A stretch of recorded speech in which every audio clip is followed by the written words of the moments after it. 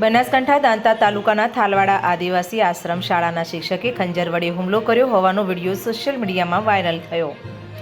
સાબરકાંઠાના ઈશ્વરપુરા કંપાના વ્યક્તિએ થલવાડા આદિવાસી આશ્રમ શાળાના શિક્ષકને હોસ્પિટલનો ખર્ચ હોવાથી 1 લાખ રૂપિયા આપ્યા હતા। ત્યારે 1 વર્ષનો સમય વીત્યો છતાં પણ થલવાડા આદિવાસી આશ્રમ શાળાના શિક્ષકે 1 લાખ રૂપિયા પરત ન આપતા ઉઘરાણી કરતા હુમલો કરાયો।